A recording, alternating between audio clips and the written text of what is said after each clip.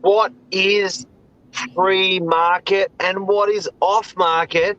Lisa Novak on the show today has spoken with the likes of the Real Estate Institute president, consulted to a lot of people across the industry, always referred to by John McGrath, Adrian Bowe, Amy McAllister, Tom Panos, about her social media free market selling. Let's talk about it right now. Stay tuned.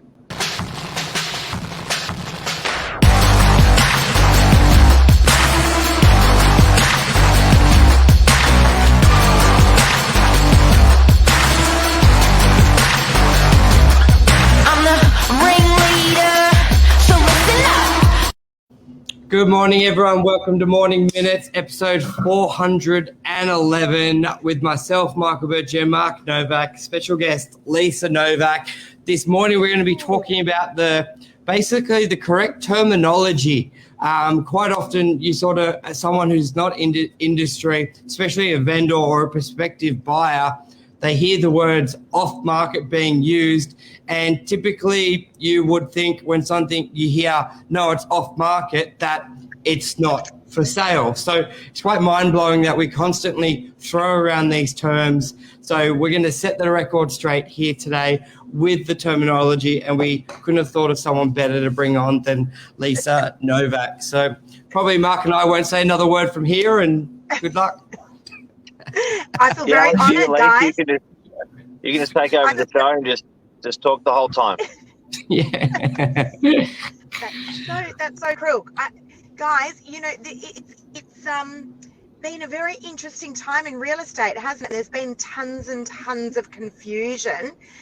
There's three terms that I want to clear up this morning right across the whole real estate industry, and that is off market and on market. All right, I'm going to cover the pre-market in a second, and I'll tell you guys why. So off market, if we go back to the good old-fashioned days of real estating, it's been around for a really, really long time, right?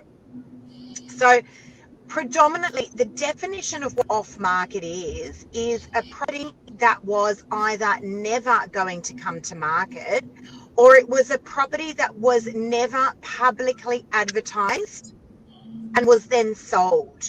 And that includes the likes of social media, and that includes the likes of even your database. So it means there was one property and there was one buyer, and you played the matchmaking game and someone purchased that property, but there was no formal public advertising. All right? Does that sound really clear, guys, to everyone? Yes. Yes, good. Okay, excellent. Then we've got your on-market properties. Now, your on-market properties are properties that have been out or currently on those paid real estate portals, the likes of realestate.com and Domain. All right, it's gone out to your database. You've had your beautiful professional videos and photos done, and out it goes, and it's officially on the market. And that can either be sold via private treaty or via auction. All right, so they're on the market. The whole world has seen them right across those real estate portals. Now, where I think the confusion lies is that when I came into real estate sales 3 years ago, and I'd of course had a background in real estate, but it always confused me that there was no in between. It was either, well, you're off market, no formal public advertising, or you're on market and you're right across those paid real estate portals. So, you know, they're the two good old-fashioned ways of real estating. That in-between gap was the part that really confused me. And Mark, I remember coming into sales and saying to you, what about the people that can't afford marketing? What about the people that just want to dip their toes in and test the market? You know, there's nothing there for these people. And this is where enter me, I guess, into the real estate industry. Caused a bit of disruption, because I was like, well, I want to fill that gap, because social media enables this to be able to be done, because it offers this wonderful $0 marketing strategy, particularly for those vendors. And then we did an interview with the Real Estate Institute president, Leanne Pilkington. It would have been about a year ago, Mark. And there was all this confusion in the industry saying, well, it can't be off market, even though most of the real estate industry still refers to that gap as an off market. Well, it's not, because it's been publicly advertised on those social media portals, and then it went out to your database, right? But there was still no paid marketing. So you're saying if agents are using the word off market, they're using it completely incorrectly? Correct.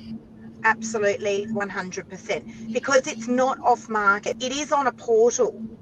It's just on a different portal. So look, many agents are, and let's define what those portals look like. All right. A portal is your database, isn't it? That's a portal. You've gone out, you've actually had to physically pick up the phone or send out an email blast, and that is now a form of advertising. Social media is without a doubt a form of advertising. So off market. So if it's off market, so what is a true off market sale is what? No form of public advertising. No form of public advertising. So is a phone call public advertising? It is, yes, correct. So look, and I actually did the true definition of an off-market last week. All right, 81 Edward Street, Narrowena. Now, that was a property. A vendor called and said, have you got anyone that would like to buy the property? I found a match. I had the buyer, and we had sold the property. You didn't see it anywhere. It was not found anywhere. But you sold the buyer, so that wasn't off market. That is the truth. Okay, but Mark, hang on. We don't want to get silly about it. You actually do need to be able to pick up the phone and call the buyer. What I mean is agents sit and they actually camp on their database, and they might make 50 buyer calls and let those buyers know about a property. That's no longer off market. You have been advertising the property. Yeah. I think I've got it. It comes down to the vendor's intention. I think is a big key factor here as well. If the vendor goes to you, I'm only going to sell, I haven't found the new property they're going to. It's more of if you have the right buyer for this property, I would sell. But if you don't know, there's no harm. I'm not going to auction. I won't be going to market. I think the vendor's intention is an easy way to define which is what. So in that scenario, Edward Street, it's like, well, you've just sold one up the road. If one of the buyers there would buy mine, great. If not, I won't be speaking to you again. Compared to, let's go to I'm going to auction in 8 weeks, but I'll give a 2-week period that you can put it out to your database clients, maybe put it on your social media. Then that's more of what you're leading to of a pre-market. It all comes down to the intention rather than, well, you did a letter, you wrote a letter, that's probably the key factor. Look, spot on, Bird. You're quite right. But there was that gap there where there was that confusion. I was like, well, hang on a second, because it's not off market, but it's also not on those paid real estate portals. What do we call this? So I then came up with a name with Leanne Pilkington, right, the president of the Real Estate Institute, and we agreed that a great name for this would be pre-market. I was there as well, Lisa, just for the record. You were there. Yeah. Mark drove Lisa to the meeting. We would never leave you out. We would never leave you out. Now, so guys, the gap in between the pre-market is where we're always launching out to market. We've now gone on to the likes of social media. We've got a signboard out the front of the property, right? And we've now gone out to our database, but we haven't actually taken any paid marketing monies yet and gone on to those real estate portals. So that gap was what I saw that was missing in the industry, and that's what we've now defined as pre-market. All right, so let's just go through it from the top again for those of you guys that have just tuned in. We're talking about the off-market, on-market, and the gap in the middle now, which we have called pre-market. Off-market, no public advertising at all, not database, not signboard, and not sitting there, not going out to social media. And no intention to launch, and the big thing there, no intention to launch to a bigger campaign if the right buyer hasn't bought it.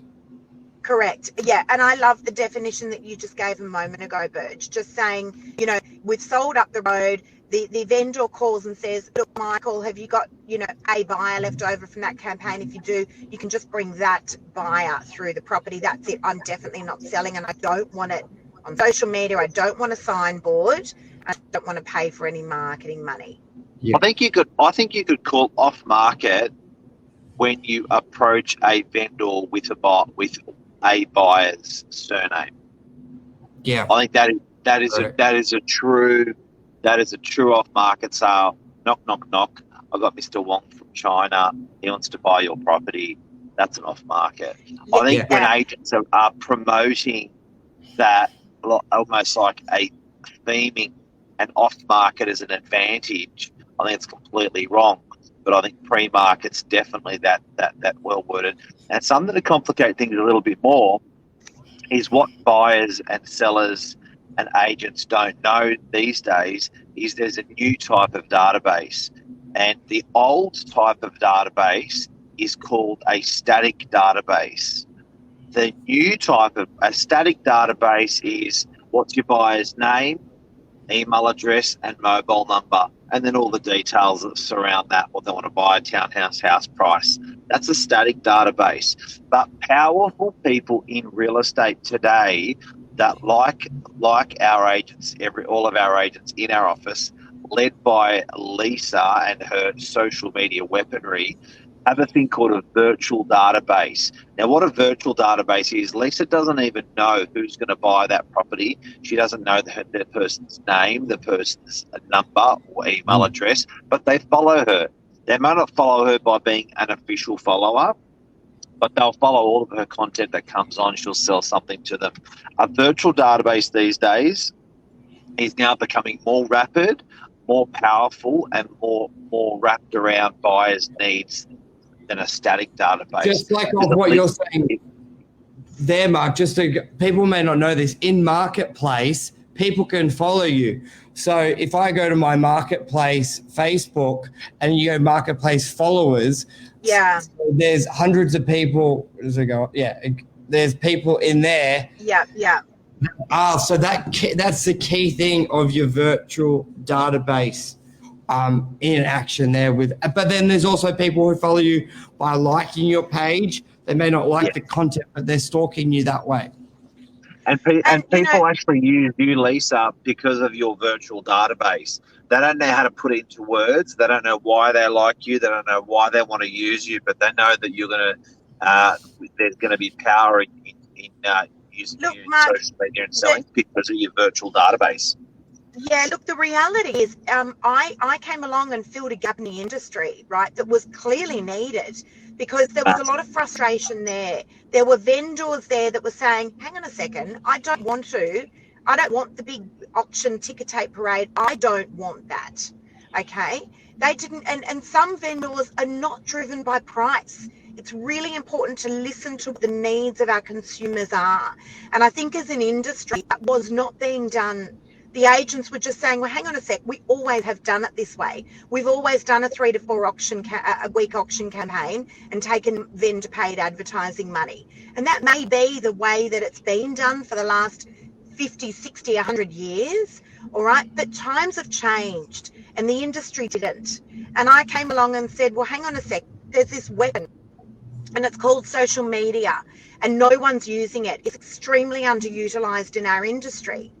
All right. So I came along and started to do video content and put it out to the people, and the people voted. And they said, as buyers and sellers, we like this. Not everyone likes it. OK, but it doesn't matter. There was a gap there that needed to be filled. All right. So sorry, Matt, can I just add to that? As agents, it is important that we are listening to what the needs of the consumer are. Now, I don't just sell property on social media, all right? I've done 2 or 3 auctions over the last couple of weeks. If that is where I feel that property is best placed, i.e. a deceased estate, or we've got multiple offers coming in, of course, as an agent, it's my job to make sure I am offering the best strategy to my vendors, all right? That's where the confusion is. Yes, I do tons on social media, but if I feel that a better price can be achieved by then taking that property and launching it onto the real estate portals, or taking that property and taking it out to auction. Of course, that is what I will offer. How else am I getting these phenomenal prices for my vendors? All right. Yeah. So it's important that as an industry, we What- listen to what it is that our consumers want. What All were you right. going to And say, I Mark? think- I think it's really important for people to acknowledge that people have now built their own media channels. Yeah. So people, and what I'm not talking about broadcasters, I'm talking about consumers of content. Everyone who's watching today has their own media channel built around their needs, their joy, love, their passion, and their whatever. So there's now, if there's 28 million social media users, there's 28 million social media channels. Part of what we're doing on social media is allowing that content to be available for all those consumers.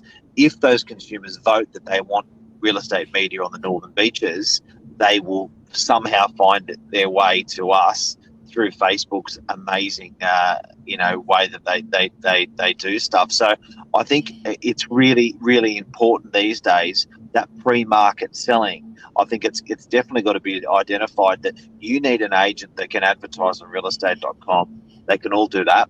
You need an agent that can take pretty photos. Well, they all do that. You need an agent that has a static database. Well, your local agent's going to have that. But you now need an agent with a virtual database, which is exactly what we're talking about, that you have, that Mike will have, that I have. And that, in combination, all of those things will work to get a greater price. And like you said, it may be via auction, but you're going to use all of those methods. So pre-market has been the integral way of pre-market's been the integral way of trying to explain that to the market, but it's much bigger than that.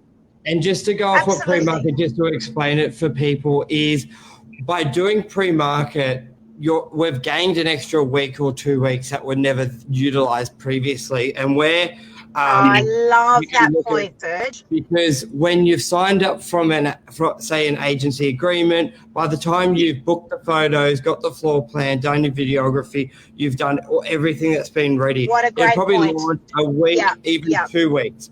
But where pre-market is utilised, which comes to the intention of the vendor and the intention of the campaign. It was which is wasted before. Off-market and pre-market is now that as soon as the agency agreement, Facebook allows you to shoot up a raw video walking through it, put it on Facebook Marketplace. It doesn't have the Look, professional that photography, and you can gain Bird weeks has of nailed it. Yeah, so let me get through it. And then you can gain, which quite often the buyer has been found during that period at a great price. And then the vendor has the Excited? option. Yeah, and the vendor has the option to go, well, that's great. I'm happy to do the deal now. That saves me 4 weeks of open homes. Or they say, well, phenomenal. Can we just had an epiphany right here. Burge, you have absolutely, without a doubt, defined that was missing airspace in the real estate industry before. And can we just reiterate on that? Because perfection is Say it again, Bird. Say it again. It'd be good to finish it, but anyway. Did you think you were going to get to talk with me on the show? Yeah. Did you really think you were going to? But that was missing airspace. Yeah, it really was. So, can we just give an example? I've launched a garden apartment in Narrabeen. Now, she's getting carpet paint done there. So, of course, professional photos and professional video, we're not ready for that yet. But it's been out onto my social media now for a week because real content and social media love one another. So it was, wonderful to be able to get that out instantly to my tribe, to the people. Now, I've already had 2 offers come in pre-market. We're very close to doing a deal there. All right. But we have the option to say, hang on a sec, carpet and paint will be in a few days' time. We'll get those professional photos done as an agent. Do I feel that there's more money out there if we launch out to realestate.com and Domain? Now, every vendor has a magic price. Every vendor has a magic price, trust me. And we are very close to this vendor's magic price. In fact, she's just saying, I just can't believe that we've gotten this money pre-market. I actually want to get out of here and get down to Canada. This all works beautifully for me. Right. So again, it's important as an industry that we are listening to what the needs of our consumers are. All right. Some vendors are price driven, some are time driven, and some are both. I feel like the industry did not cater to this before, but you've just made such a valid point, Birch, that airspace, that time was wasted before while we were waiting to get those professional photos, etc. back. Social media allows us to do things instantly. Yep, it's that, and it's wonderful. So can we just recap, guys? This morning, what we've been talking about the off market means no public advertising, not a signboard, not calling your database, not email blasting. No intention to go to market. Correct. On market is for all the bells and whistles. It means that you're on the market, you've taken paid advertising, all right, and you've gone out to the paid real estate portals, realestate.com and Domain. What we did is we filled the gap in the middle and we called it pre-market, where you've gone out to social media, you've put a signboard out the front of the property, you've called your database, and you've done your email database as well. Right, and you have the potential to sell the property for a phenomenal price, obviously, before you launch out to those real estate portals. All right, so hopefully that cleared things up a little bit this morning. That must be a wrap, guys. That's a wrap. Thanks for coming on, Lisa. I hope that helped everyone there. Thank you very much. That was great. Yeah, that was awesome.